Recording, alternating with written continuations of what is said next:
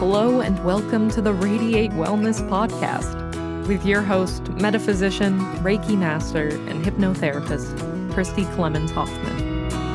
Each week, we will discover teachings, tips, and tools to radiate your best life ever with practitioners, authors, and luminaries to help you on your path. Wellness, joy, peace, abundance. What do you want to radiate?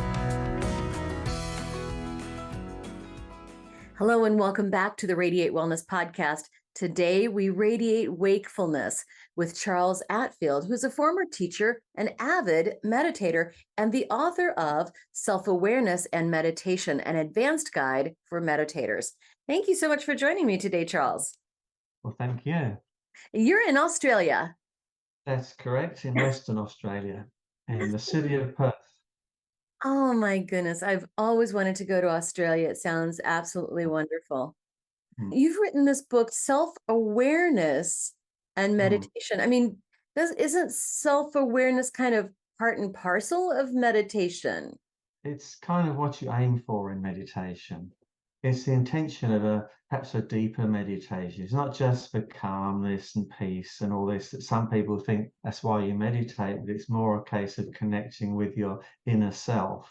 And yeah, that's the self-awareness that I'm referring to. And in the book, I tend to use the word self with a capital S to refer to soul or spirit, and a small s to refer to the personal self.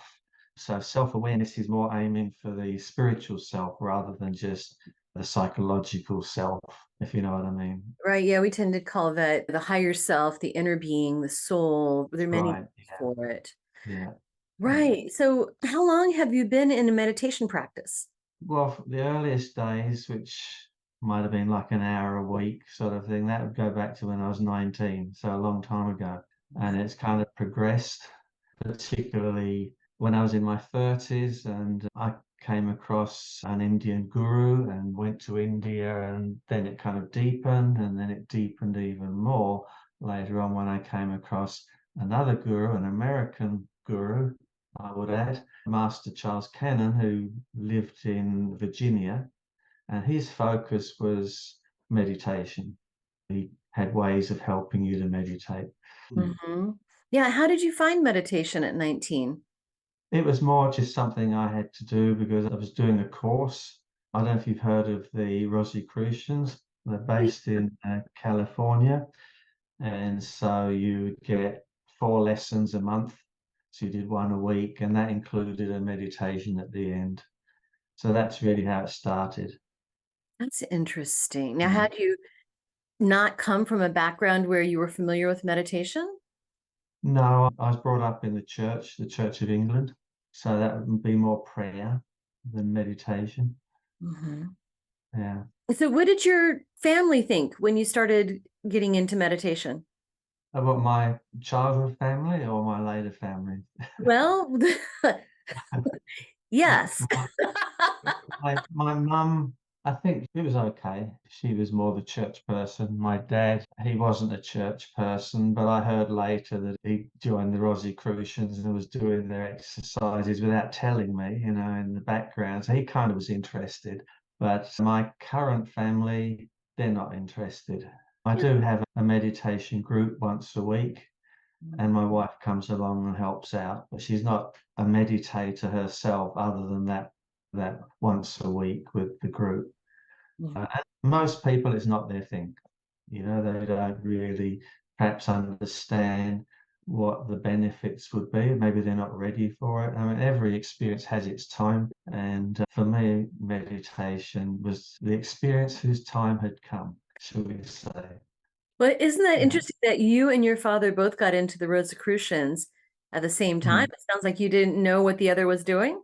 Well, I think he joined much later on, but he didn't. Maybe, I don't know why he didn't tell me. Maybe he'd only just joined just before he passed away. It's something my mum told me later on. She said he'd be lying in bed and he'd have his arms outstretched or whatever, doing whatever exercise he was up to. But I really don't know why he didn't mention it. I wasn't living at home, mind you, at the time. So perhaps Right. if I was, that might have made a difference. So from what I understand, you grew up in England and then later moved to Australia. Correct. Right. Yes. Yeah, I'm trying to place your accent. It's a little bit of both. Yeah, people ask, well, Americans particularly ask, and I'd say it's an English accent with an Australian twang. Because Sounds Australians say, "What part of England are you from?" And English people say, "What part of Australia are you from?" So it's kind of evolved. Yes. you must be one of those accent chameleons. Yes. You You'd pick up say both that. the I know I when was I quite stunned. I was quite stunned the first time I went back to England and went to buy a newspaper, and the shopkeeper said, "Oh, what part of Australia are you from?" I'm like, "What? I'm English." But yeah, you don't notice how your accent changes, and I only have to listen to other family members over there, and I think, "Well, they sound different." But yeah, it evolves over time. falls over to, yes, when I lived in Switzerland, I spoke French with a Geneva accent. I don't even know how that happened, but it's just, Yeah. a chameleon. So I had some questions for you about your book. In your Mm, book, you talk about psychoanalytical meditation. mm, So mm. help me understand that concept. The concept came about through a man called Dr. Goal, and he wrote a book on it, and he also wrote a sequel. And I came across those books in India where they were printed, and I was quite fascinated with his ideas because he had a traumatic experience. I don't know what age he was, and it sent him into deep depression. He found a friend of his had committed suicide basically. And he went for years after that going through psychoanalysis for himself. But at the same time, he came across a guru, I think it was, who taught him how to meditate. So then he was having psychoanalysis and he was also doing meditation. And as a result, he came to compare the two and to see how each can help you remove whatever complexes or obstacles you have in your personality that are causing issues. And he ultimately came to the conclusion that meditation was the better way to do it. I mean, that's debatable, but that was the conclusion he came to. So in his book, Psychoanalytical Meditation, he explains how it all works. So in the start of my book, it's the second chapter, I kind of have condensed what he taught and made it more readable for us Westerners, how we have different aspects of ourself and how we need to work with those and remove the egoic issues that we have and get back more to our true nature. So that's the psychoanalytical meditation, and it can be practiced during the day and considered perhaps during your meditation, and it can also work the other way. If things come up in meditation, you can analyze them during the day. So it's an ongoing process of self-reflection, why you are the way you are, and how you can perhaps remove the difficulties that you have that help you to become more self-aware. Yeah, I mean, it sounds like the process of setting aside the ego mind so that you can, in a way, look at that. Basically, yes. I mean, people seem to think that you meditate and eventually you'll be in bliss. They forget that you have an ego, which has all its childhood conditioning and complexes and desires and needs and so on. And that these have to basically be dissolved or cleared before you can become self-aware. So having an understanding of how that works is beneficial. You don't have to study psychology and go into real depth, but you need to know that this has to be cleared, and meditation actually does help to clear it as you go on. You become more aware of the issues, they get brought to the surface. The more you meditate, the more you get taken to, let's say, peak experience. You get taken to more than you've ever been before. But for that to happen, something has to give. And it's usually this inner issues that you have that make way for that and clear. And you become more self-aware, more wakeful, shall I say. Well, it sort of begins with mindfulness, doesn't it? It does. Yeah, mindfulness is also being aware of what's going on. All right, having that presence and being present to Mm, what's going on so that you can notice these things mm. and become Yeah, aware. that's right. Oh, yeah. Yeah, wonderful. So is self-awareness meditation then its own thing, its own type of meditation? I've put that in there. It's more the intention, I think, that you have in meditation. Your intention in self-awareness meditation is to become more aware of the self within, your authentic self or your inner self or whatever you want to call it. So you meditate because you want to become more self-aware. It doesn't have a particular practice as such.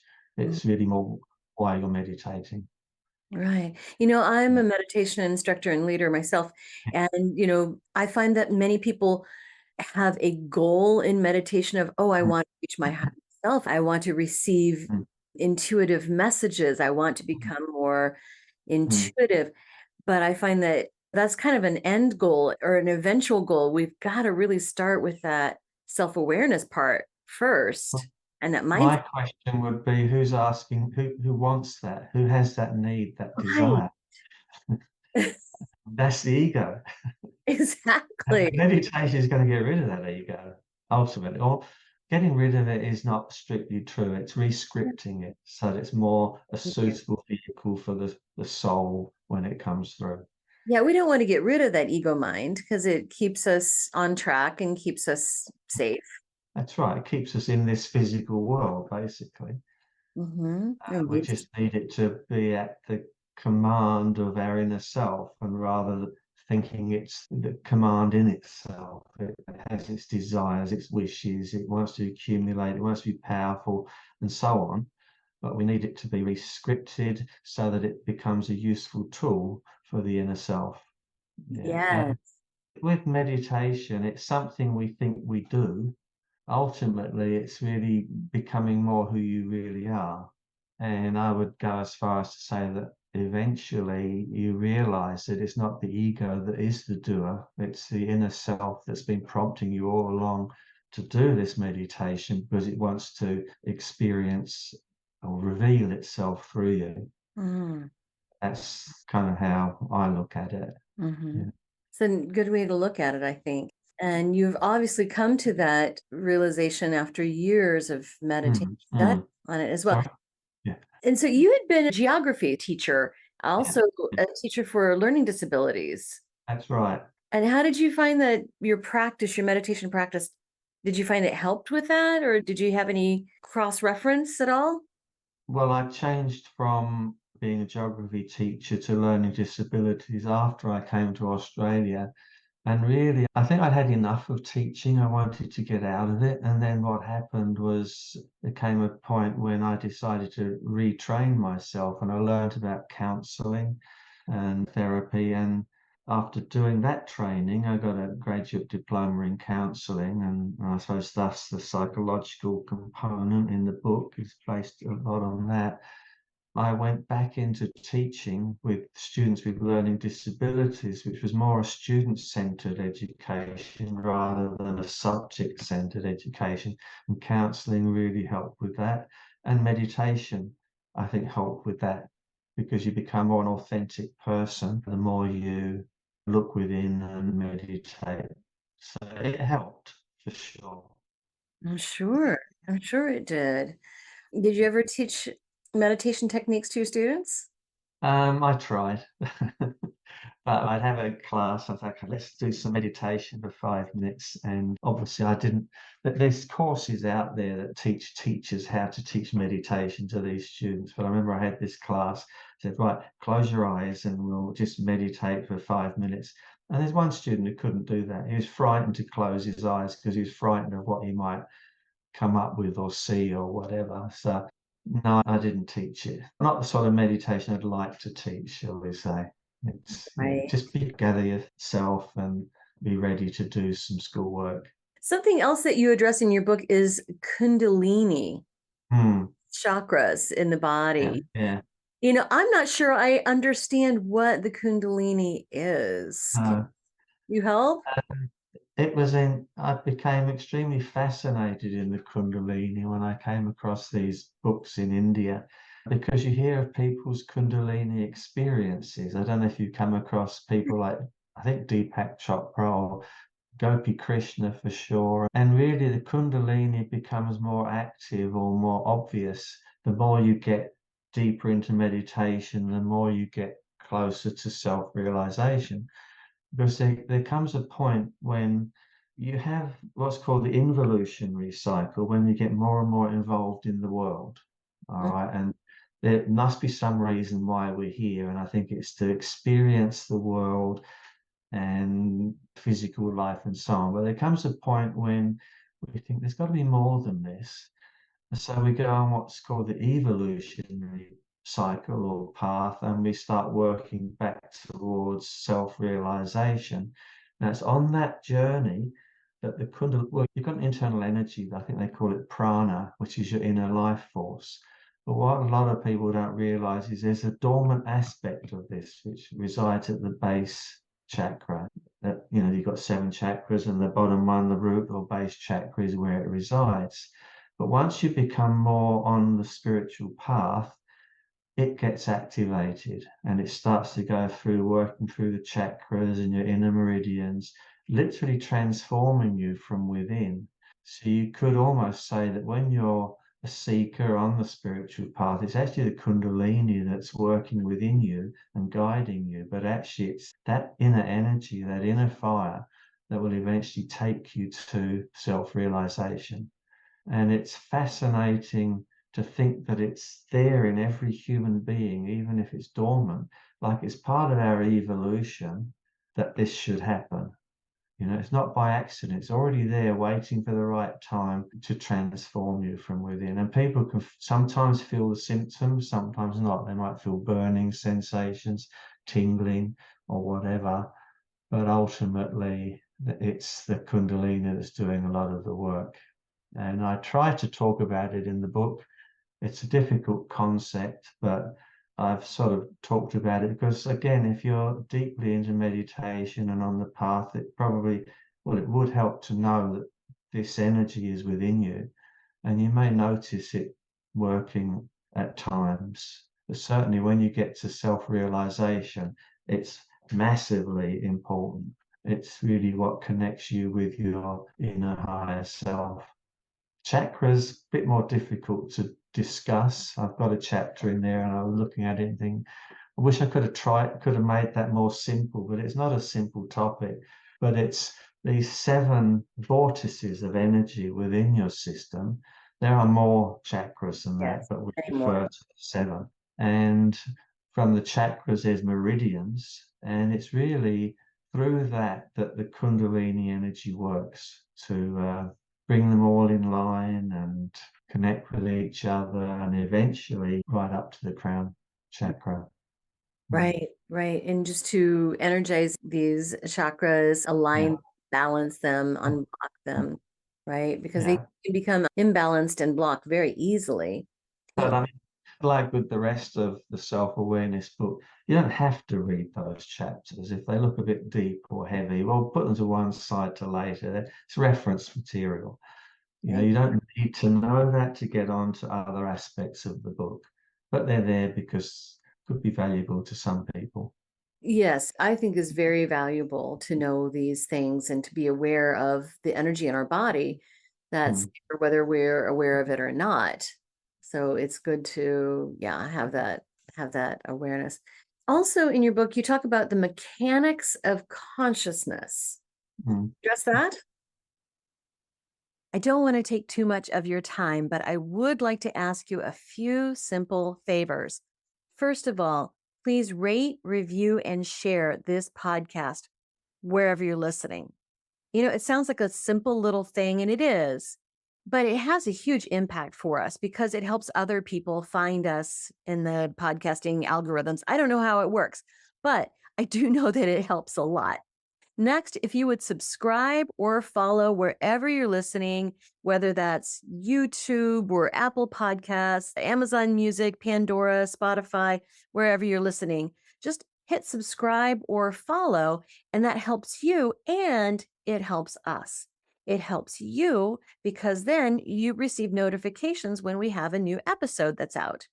It helps us because, again, algorithm magic, I don't know what happens, but it helps. And then finally, you can support our podcast in a tangible way by going to radiatewellnesscommunity.com/podcast and then click on support the show. Now, we have a new feature too. We are now on Patreon. You can find us on Patreon. You can also find the link to Patreon when you go to radiatewellnesscommunity.com/podcast.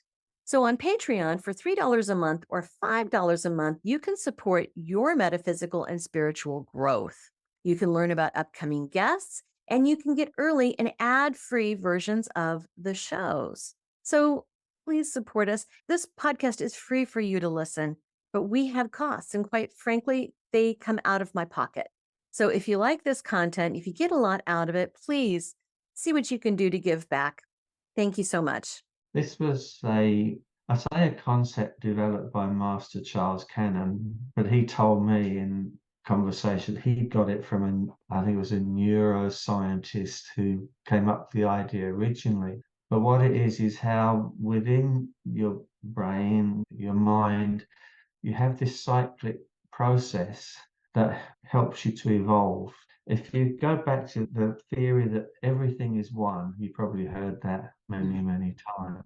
Oh, yes. But what we've done is we've entered into a world where it appears that not everything is one. You've got duality, subject, object, you could say darkness and light, and so on. So we live in a world of duality, but ultimately there is only one. So when the mechanics of consciousness works, what it does, it goes through a cyclic process, and meditation helps this, of bringing you slowly back to the oneness. But you go through, you might meditate and you might create balance and you might feel really tuned in, and you reach a peak within yourself. That peak will lead to, it's an evolution. You're more than you've ever been. And then you may not receive some illumination with it. But what happens is you then find you go through a period of processing because other stuff comes up. You might feel you're fried or whatever. And sometimes you just can't meditate because you're in a processing part of the cycle, but that eventually will integrate. And then the next cycle, peak, evolution, illumination, process, and integration. So mechanics of consciousness, he really looks at oneness being the true reality, duality being an illusion, but a necessary illusion for us to experience what we're experiencing now. But as you evolve more towards self-awareness, this cyclic process gradually takes you more and more towards that oneness again, basically. Wow. So that makes sense. I think it does. It does. Absolutely. Yeah. And there's a supplementary course as well. Yeah. What's that? Well, that was something I developed many years ago, a simplified version of it for my own meditation group at the time. But when writing the book, I thought, well, no, I'll add to it, and I put more in it. So it actually almost provides a kind of summary of the book, because it's going through meditation and things you can do, the different lessons, but it's really a simplified version of what the book has that helps you get more into, I suppose you could call it the self-awareness meditation, which is understanding how it all works. It's put in there and it can be used by beginners as well as advanced meditators.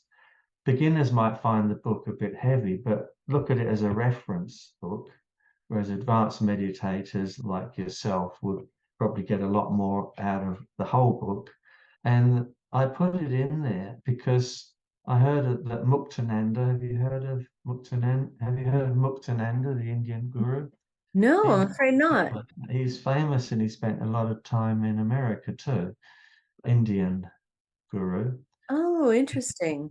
It was told that he had a library, but he kept it locked because he didn't want his students to go in and start reading all these books and getting all this intellectual knowledge without the experience to go with it. So he said, okay, you need to have the experience first, then look at the books. And I thought that's an interesting concept because we become what you could call intellectually enlightened. You know it all. Have you experienced it? And until you experience it, you realize that you kind of knew it, but it makes more sense when you've experienced it. So I was going to put that course at the start of the book. I thought, okay, do the course first, then read the book. But I decided not to. I put it at the end as a supplementary course because not everyone's going to want to suddenly just go and do this course. And they've probably done a lot of meditation already.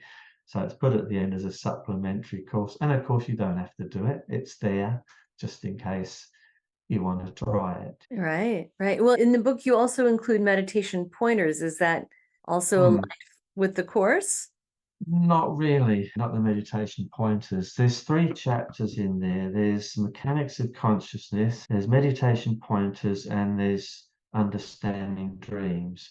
Now, those 3 chapters are based on my own experience, and I went for, I think, 7 years of personal mentoring with Master Charles Cannon. So that involved every month being given work to do and things to write about your meditation, write about your sleep, write about everything basically. And then you talk to him for an hour, hour and a half once a month, and he'd look at the whole thing and he'd tell you, give you advice and explain what's going on. So those 3 chapters are based on what his explanation of what was happening to me at the time. And he might go a little bit ahead and say, this will lead to this and this will lead to that. So it's my own personal experience is talked about in those chapters and as explained by someone who really is a master of meditation. Even the chapter on dreams, I think it's got about 40 dreams with their interpretations, and they're based on the mechanics of consciousness, or at least the 5-fold cycle. And I made a point of only putting dreams in that he had interpreted for me, or he was teaching me how to do it. So I had interpreted it and he'd agreed with my interpretation. I wasn't going to put any old interpretation in a book. I made sure it was stuff that had been verified by an authentic spiritual master. A meditation master might be a better way to describe him. Whatever you experience in meditation, he has experienced it and can explain it to you. Because everyone experiences it differently and everybody has different, That's right. interactions with meditation. Yeah. Well, that's why I call it pointers. I didn't want to say this is what's going to happen to you. It's what happened to me, and it may give some pointers to other people, but their experience will be kind of different. But I think there is a kind of consensus as what happens. But like the lights in meditation, I've got a section of that in mechanics of consciousness. I know someone else who's also very deeply in the meditation. He doesn't see any lights, but I've explained it because I've experienced it, and that's how it's been explained to me. So it gives you that kind of personal touch, shall we say. It's not trying to say I'm better than anyone else. It's just this is what I've experienced, Your experience. and I was fortunate enough to be able to put my experience of everything from many years together in a book. Someone with far more meditation experience than me hasn't got round to writing a book. It wasn't their path. So, yeah. So who is this book for? Well, I've put in the title Self-Awareness and Meditation, an advanced guide for meditators. So whether you've meditated once or you've been meditating for many years, it's a guide to what's going on. And like I say, it's a reference book as much as anything. And you keep it to hand and look up compare your own experience maybe with it. And that's one thing we often lack, is being able to compare with other people. In fact, they actively persuade you not to. If you had a meditation, you don't go comparing experiences because people get jealous and think, well, why didn't I have that? This sort of thing. So it's not a good thing to compare, but the book may give you some help, shall we say. Yeah. Just to know that what you're experiencing is normal. It can be normal. Everything is under the umbrella. That's right. And really, the more advanced that you become, the more meditation becomes you. You become that meditation. You are meditating 24 hours a day naturally when you're self-aware. And I put that there's a little strap line that goes with the book. I don't know if you saw it when they're promoting the book, and it's a little sentence and it says, rather than meditation being something you do, meditation reflects who you really are. Mhm. And I've written down interpretation because sometimes it's difficult to get your head around explaining these things. But basically, I've written the statement reinforces the idea that meditation goes beyond being a simple action and becomes a reflection of your true self, and suggests that it is this inner self that prompts you to meditate in order to gradually reveal itself through you. Yeah, that's And beautiful. that is kind of like the essence of the book, is kind of leading to that realization that who's the doer in everything you do? We think we're the doer. Mhm. Maybe that's a bit of a trick, you know?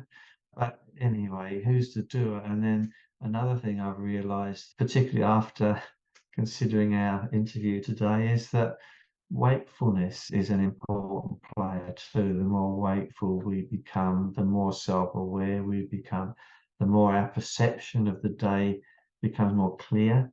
And it goes along with the more you meditate. The more you meditate, the more power you build within yourself. And you build power when you're asleep as well. And this power becomes obvious in your wakefulness and your presence.